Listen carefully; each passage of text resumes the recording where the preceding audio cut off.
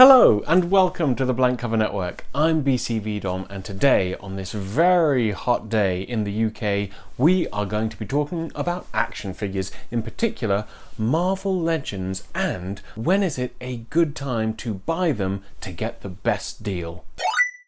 So, as some of you may know, I've been an action figure collector for a little over a decade and a half now, but one of my favourite lines across all of them is Marvel Legends, especially the ones made by Hasbro. And I think in recent years they've been killing it. They've made some fantastic figures of some really good characters. But with the price of Marvel Legends going up and the overall cost of living increasing for pretty much everyone, I thought I'd make this little video with my top 5 tips for you, the collector, to keep collecting Marvel Legends and not have to rob a bank in order to do so. Buy Marvel Legends and know when the best time is to buy them and get a good deal. If you're watching this video, then I'm guessing you probably buy Marvel Legends already. But maybe you're a new collector, or maybe you're a veteran of the toy hunt. Wherever you land on that scale, I hope this video is useful to you. Whether each of the tips is a brand new idea with new information that you can use, or maybe just one of them is a helpful reminder of something you might have forgotten or don't use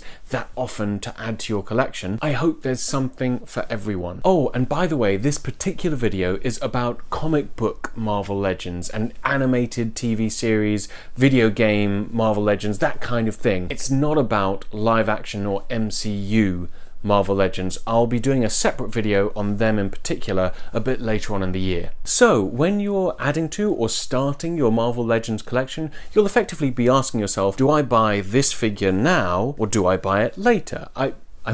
I mean, yeah, it's pretty obvious, right? Like, yeah, that's the video. Great job, Dom. Thanks so much. Great advice. But genuinely though, this is the final thing I want to say before we get into my top 5 tips, that if you're deciding to buy an action figure now or later, there are different tips to keep in mind. So let's address them both.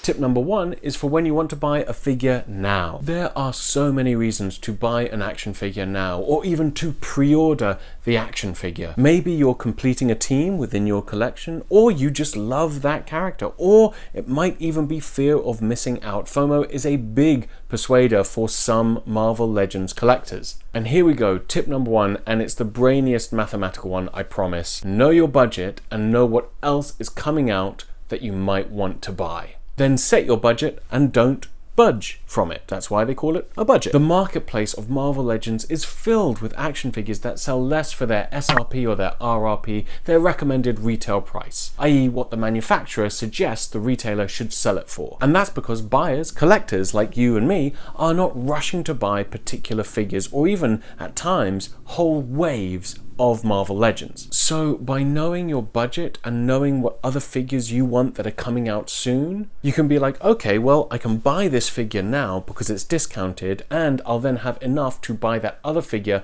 I really want as it comes out, or even pre-order it, because both of them combined fit within my budget. And you can balance that budget with figures that you play the long game on. For me, a really good example of that was Sleepwalker, which came out towards the start of this year, and knowing that I wanted the Venom and Null 2-pack. The two of them together were out of my budget, but I played the long game on Sleepwalker, knowing that in this country he dropped to £10, and that combined with Venom and Null meant I could pre-order Venom and Null, and they both come in comfortably within my budget. Okay, that's the only tip that's like super mathy, and it wasn't even that mathy. Let's move on to tip number 2.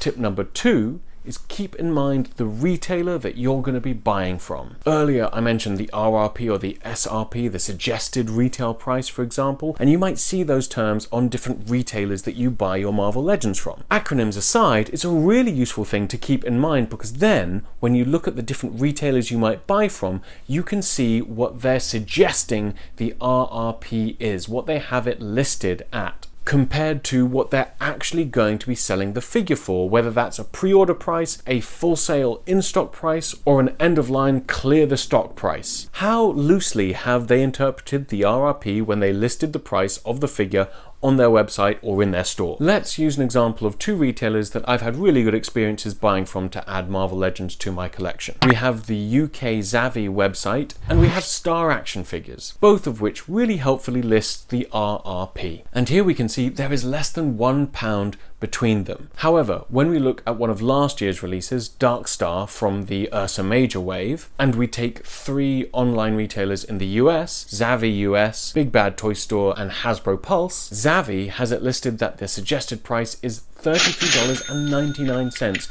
which you and I both know would have been a very high price for a figure last year. They're obviously taking into account this year's price hikes for figures that were released previously. As if all Marvel Legends are the same. So, whether you're buying now or later, remember to check with a few of your go-to retailers and see if you can get a really competitive price on the action figure you want and save some money.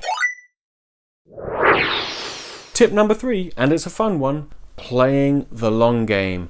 Predicting those peg warmers. I mean, we can all try and predict peg warmers and be wrong. I know I've been wrong in the past. Ooh, and it's hurt. But here are some common threads that I've noticed that I want to tell you in case you find that helpful in stretching your budget and buying more action figures for your collection. Number 1, how often do we see the character? And number 2, if we do see them often, is the buck that this figure is on a noticeable upgrade from previous iterations of the same character? And that noticeable upgrade is really important. And number 3 within predicting the peg warmers is if we don't see them that often, how beloved is this character within the action figure collector community? Now, on that last point, there is a distinctive nostalgia vibe to predicting if they are beloved within the community, because there have been some big old throwback characters and the return of the blister card packaging that punch a lot of us right in those nostalgic breadbaskets. Because that's what we grew up with, and Hasbro know it. If you're collecting Marvel Legends and you're watching this video, I'm guessing you probably watch Displaying Model Behavior, Shartimus Prime, Nerdzoic, and other channels like that. There's plenty of common threads between those channels and the audiences that watch their content, myself included. They make great content, and age is a big thread amongst them all. So releasing a retro carded Spider-Man line in the style of 90s Toy Biz action figures hits a real sweet spot for a lot of collectors. In other words, trust your gut when it comes to guessing if the community will be into a character that isn't released that often. Chances are, if you're excited about it, then a lot of other people will be too. If you're not excited by it, then you might find it's warming pegs and you can buy it at a massive discount months down the line.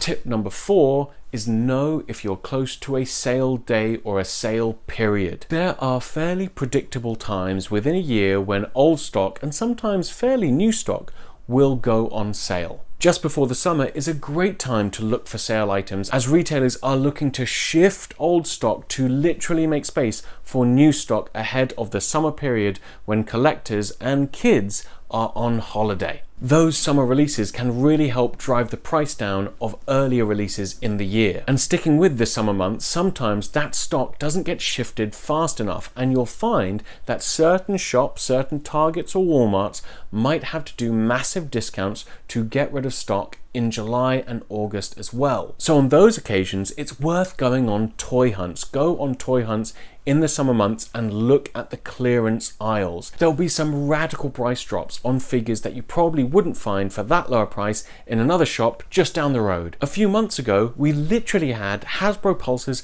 Power Days sales. And as an example of people were into the sales event, they were able to pick up the Marvel Legends Hulk Series 1 for as low as $26 if they qualified for the sales event's discount. So sign up to their newsletter to be alerted for another sales event like that. Obviously, Black Friday sales at the end of November are a good time to mark your calendars for some good Marvel Legends discounts across several retailers. But some large retailers will have fairly regular sales in order to move stock and make space for new inventory. And that's more common than the smaller independent retailers. Let's look look at another example. Zavvi will likely do a payday sales event towards the final weekend of the month, i.e. when you get paid. Walmart offers daily deals in order to encourage customers to keep coming back to them day after day. And remember, Walmart's clearance markdowns happen at the start of every month, usually within the first 5 days. So with all of those in mind, you can be looking at deals at the start and the end of each month. Final tip of this video, and I hope it's really helpful to at least some of you, especially as the price of action figures is going up quite a lot this year. And that final tip is know exactly what it is you're buying. For example, exclusives and deluxe action figures may sell out fast, and even if they don't, they won't get discounted as quickly as the regular Marvel Legends waves that have builder figures and go to massive retailers. But this doesn't mean that they don't get discounted. They do.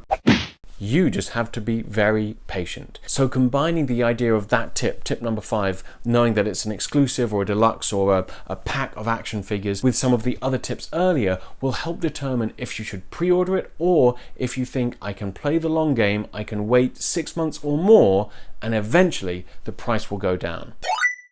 Obviously, it's entirely up to you. You are the master of your own collection, and more power to you. I'm sure your collection looks fantastic, whether you're just starting out or you have an entire room of every Marvel Legend ever released still in the original packaging. Wherever you sit on the scale of collectors, I'm sure you've got a great collection that you can be proud of. And these tips really are there to try and help you keep collecting as the price increases and things get a bit harder. Obviously, if you can afford a figure, go buy it and enjoy it. That's the important thing. But I hope you found these tips really helpful. Even if just one of these tips helps you understand when to buy a Marvel Legend within a given year, then my work here is done. Thank you so much for watching. If you've enjoyed it, please do hit that like button, and I'll be back with another video very soon.